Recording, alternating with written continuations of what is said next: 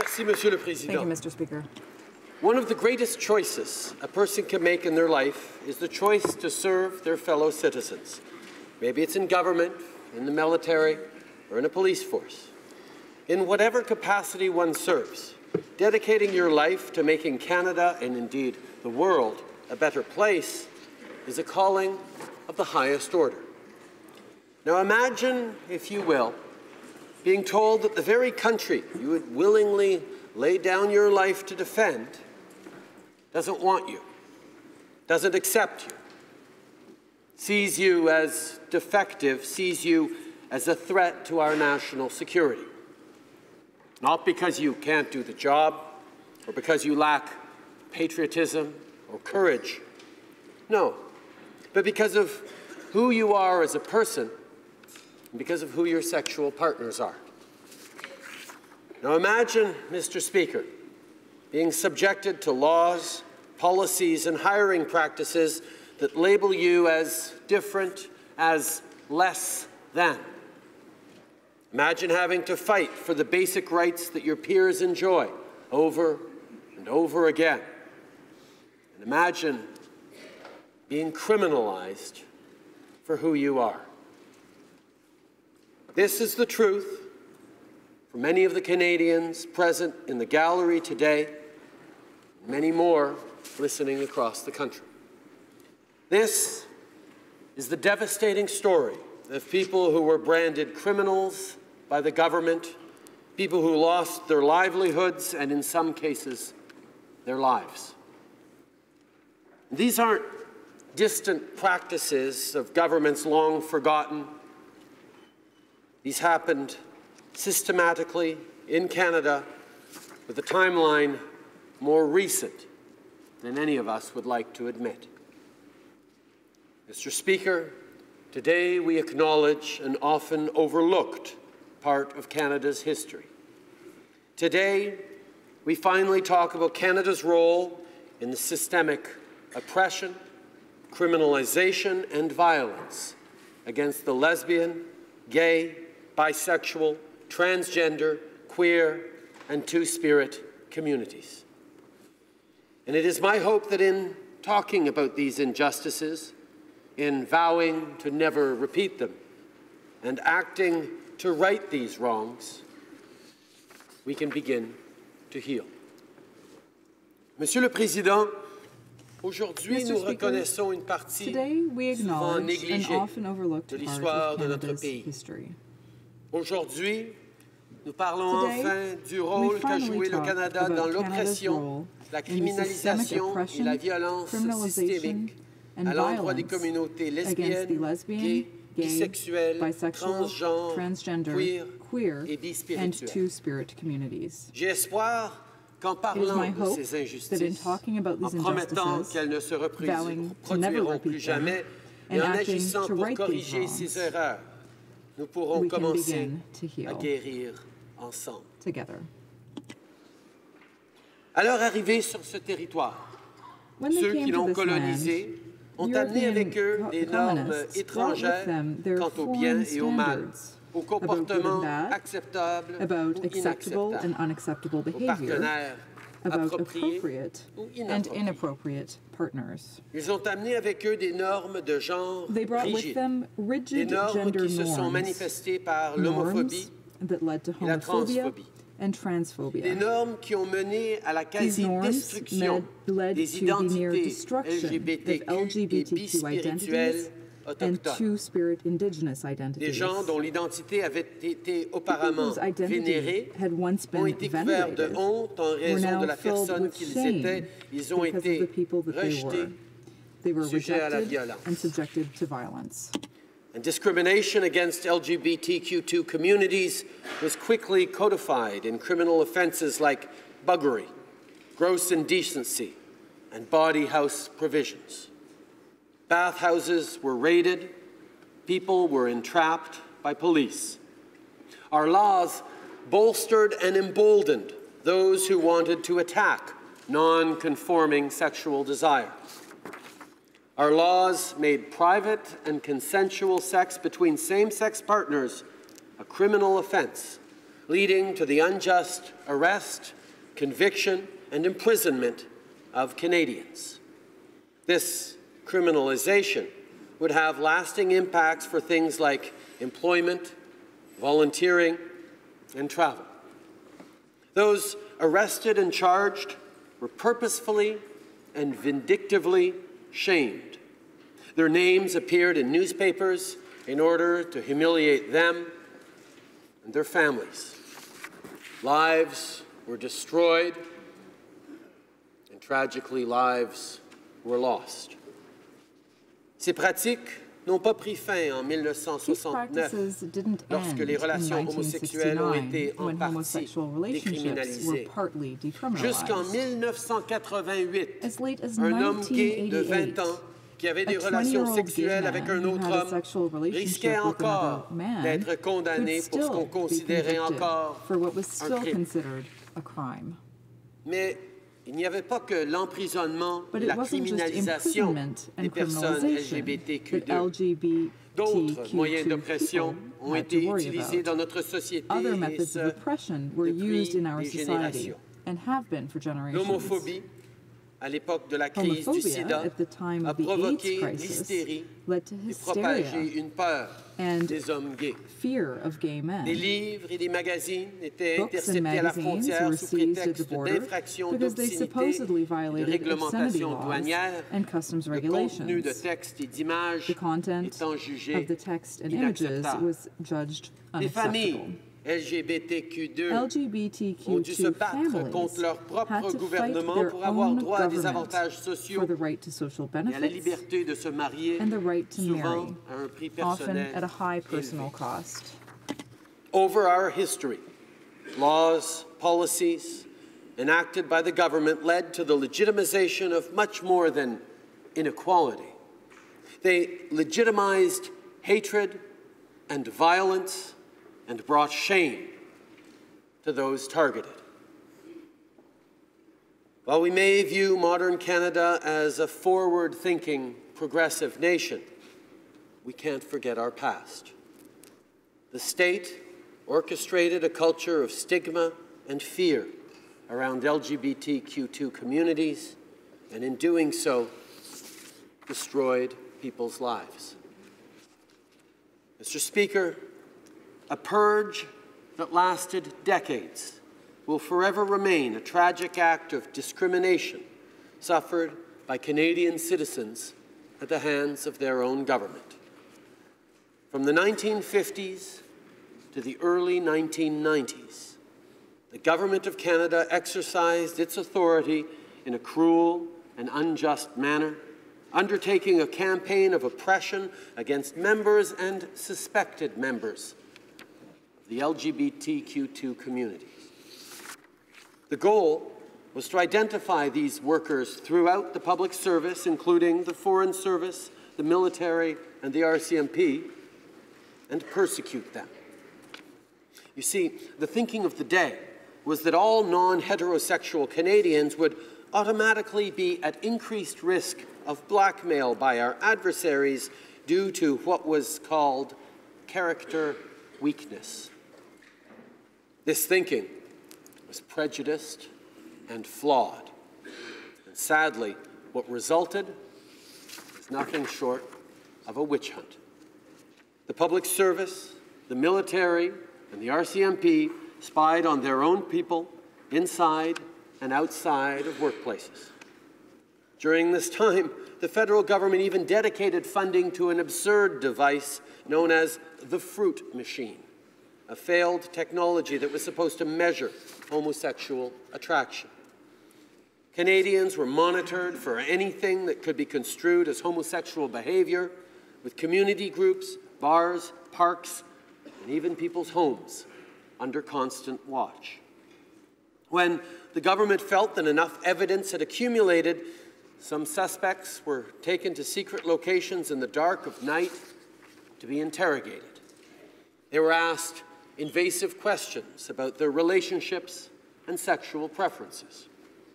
Hooked up to polygraph machines, these law-abiding public servants had the most intimate details of their lives cut open. Women and men were abused by their superiors and asked demeaning, probing questions about their sex lives. Some were sexually assaulted. Those who admitted they were gay were fired, discharged, or intimidated into resignation. They lost dignity, lost careers, and had their dreams and indeed their lives shattered. Nombreux ont été ceux qu'on a soumis à du submitted to chantage blackmail pour qu'ils dénoncent in an leurs attempt to frères. get them to call out On a their obligé à peers. trahir leurs They were amis, forced to betray leurs their amis et friends leurs collègues. and their colleagues. Certains ont promis de mettre fin Some promised à leur to end relation their s'ils pouvaient garder relationships leur emploi. if they could keep their jobs. Poussés à se cacher encore plus, Forced to live in the ont shadows, perdu leurs they lost partenaires, their partners, leurs their amis friends, et leur and their dignité. dignity. Ceux qui ne perdaient pas leur emploi Those who did not lose their étaient jobs rétrogradés. were often Leur code de demoted, sécurité était révoqué. stripped of their security Ils n'ont clearance, pas été considérés pour des and not promotions. considered for the méritaient. promotions that they deserved. Under the harsh glare of the spotlight, people were forced to make an impossible choice: their career or their identity. And the very thing Canadian officials feared, blackmail of LGBTQ2 employees, was happening. But it wasn't at the hand of our adversaries. It was at the hands of our own government. Mr. Speaker, the number one job of any government is to keep its citizens safe. And on this, we have failed LGBTQ2 communities and individuals time and time again. It is with shame and sorrow and deep regret for the things we have done that I stand here today and say we were wrong, we apologize, I am sorry, we are sorry.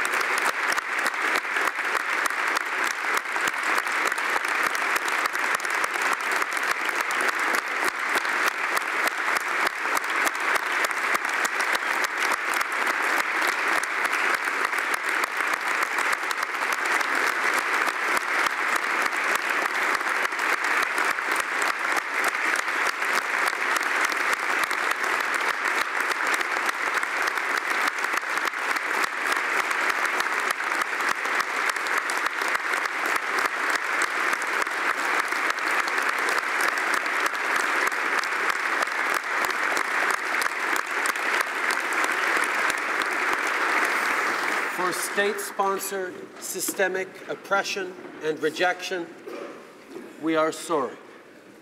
For suppressing Two-Spirit Indigenous values and beliefs, we are sorry. For abusing the power of the law and making criminals of citizens, we are sorry. Pour la censure du gouvernement et les tentatives successives visant à vous empêcher de bâtir vos communautés, pour vous avoir refusé l'égalité et vous avoir forcé à lutter constamment pour cette égalité, et ce, souvent à un coût élevé, pour vous avoir forcé à vivre à l'écart, pour vous avoir rendu invisible et vous avoir humilié. Nous sommes profondément désolés. Nous avions tort. To all the LGBTQ2 people across this country who we have harmed in countless ways, we are sorry. To those who were left broken by a prejudiced system, and to those who took their own lives, we have failed you. For stripping you of your dignity, for robbing you of your potential, for treating you like you were dangerous, indecent, and flawed. We are sorry. To the victims of the purge who were surveilled, interrogated, and abused, who were forced to turn on their friends and colleagues, who lost wages, lost health, and lost loved ones. We betrayed you, and we are so sorry. To those who were fired, to those who resigned, to those who stayed at a great personal and professional cost, to those who wanted to serve but never got the chance because of who you are. You should have been permitted to serve your country, and you were stripped of that option. We are sorry. We were wrong. Indeed, all Canadians missed out on important contributions you could have, would have made to our society. You were not bad soldiers, sailors, airmen and women. You were not predators, and you were not criminals. You served your country with integrity and courage. You are professionals. You are patriots, and above all, you are innocent. And for all your suffering, you deserve justice. You deserve peace. It is our collective shame that you were so mistreated. And it is our collective shame that this apology took so long. Many who suffered are no longer alive to hear these words, and for that, we are truly sorry. To the partners, families, and friends of the people we harmed, for upending your lives and for causing you such irreparable pain and grief, we are sorry. En présentant ces excuses pour nos erreurs douloureuses, as we apologize for these painful mistakes, we must also thank those who spoke out, aux gens qui ont résisté lorsque to those c'était who impopulaire et resisted when it même was dangereux unfashionable de le faire. and even dangerous to do so, À des gens de partout au pays, de tous les horizons et to de those from toutes all les across allégeances the country, politiques. from all Nous vous backgrounds exprimons and notre political stripes. admiration pour votre courage. We admire Nous vous your remercions. courage and we thank you. We also thank members of the We Demand an Apology Network, our LGBTQ2 Apology Advisory Council, and the Just Society Committee for Egal, as well as the individuals who have long advocated for this overdue apology.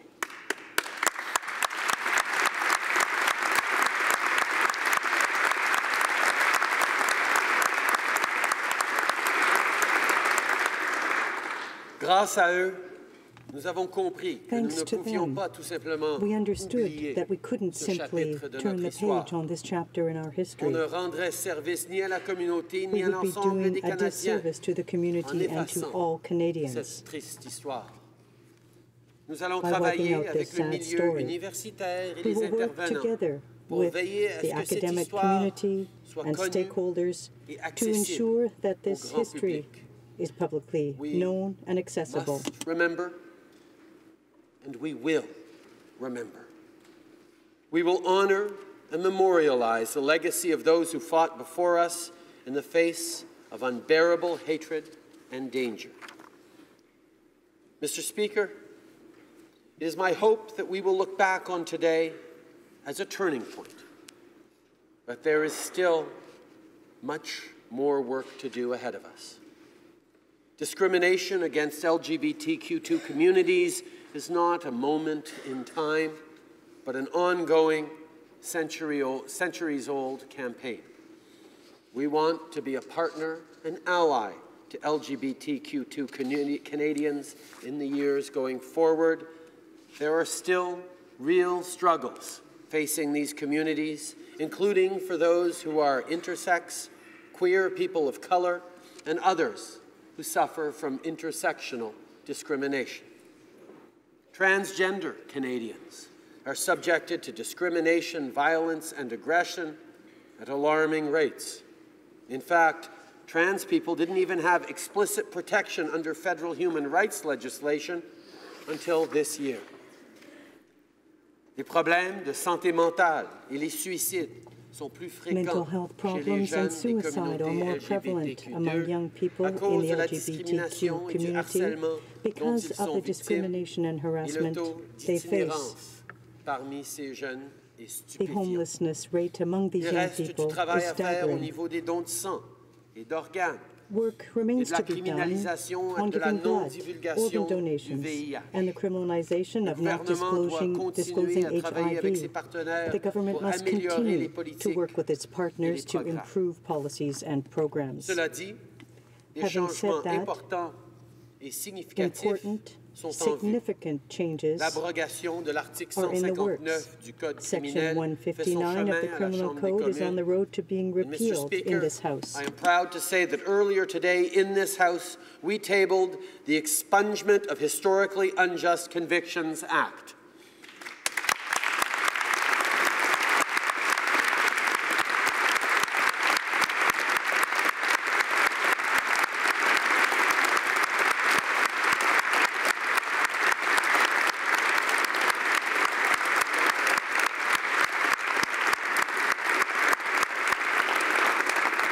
This will mean that Canadians previously convicted of consensual sexual activity with same-sex partners will have their criminal records permanently destroyed. Further, I am pleased to announce that over the course of the weekend, we reached an agreement in principle with those involved in the class action lawsuit for actions related to the purge. Never again will Canada's government be the source of so much pain for members of the LGBTQ2 communities. We promise to consult and work with individuals and communities to right these wrongs and begin to rebuild trust.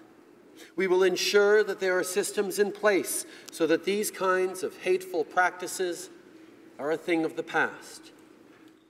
Discrimination and oppression of LGBTQ2 Canadians will not be tolerated anymore.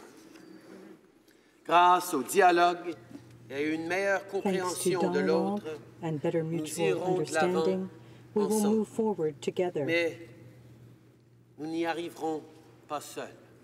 But Pour transformer les we won't cœurs et achieve les this on our mentalités, own. il faut un Changing effort hearts and minds collectif. requires a Nous devons collective travailler effort. ensemble We dans will have tous to les work paliers de together gouvernement at all avec les levels of communautés government, with the LGBTQ2 et les LGBTQ peuples community autochtones and pour Indigenous réaliser les peoples progrès to importants achieve que les Canadiens the significant LGBTQ2 progress that méritent. LGBTQ2 Canadians Mr. deserve. Speaker, Canada's history is far from perfect, but we believe in acknowledging and righting past wrongs so that we can learn from them.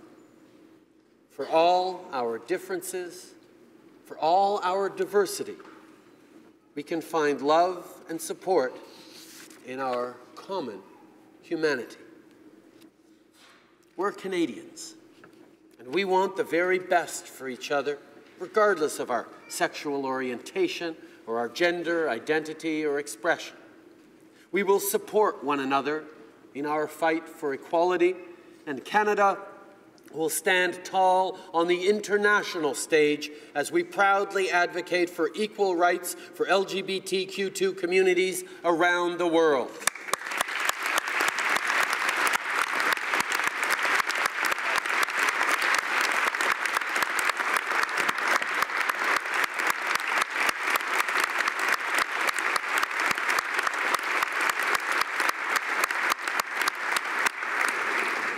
To the kids who are listening at home and who fear rejection because of their sexual orientation or their gender identity and expression, and to those who are nervous and scared but also excited about what their future might hold, we are all worthy of love and deserving of respect.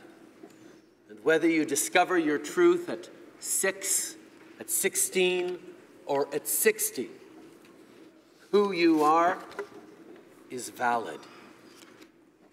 To members of the LGBTQ2 communities, young and old, here in Canada and around the world, you are loved and we support you. Le Canada devient un peu plus fort chaque fois que nous choisissons d'accueillir et de célébrer qui nous sommes dans toute notre particularité. Nous sommes un pays de diversité. Nous sommes un pays plus riche grâce aux vies, aux expériences et aux contributions de personnes gays, lesbiennes, bisexuelles, transgenres, lesbian, bisexual, transgender, queer, and to the two-spirit people. trailblazers who have lived and struggled, and to those who have fought so hard to get us to this place, thank you for your courage, and thank you for lending your voices. I hope and I know that you look back on all you have done with pride.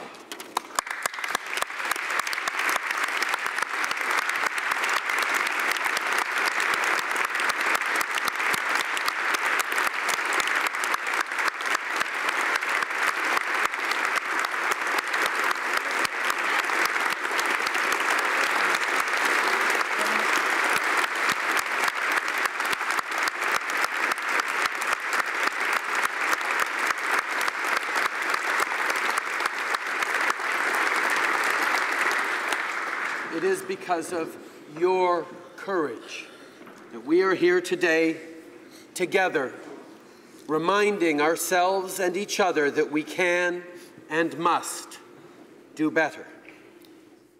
For the oppression of the lesbian, gay, bisexual, transgender, queer, and two-spirit communities, we apologize. On behalf of the government, Parliament, and the people of Canada, we were wrong, we are sorry, and we will never let this happen again. Merci, Monsieur le Président. Thank you, Mr. Speaker.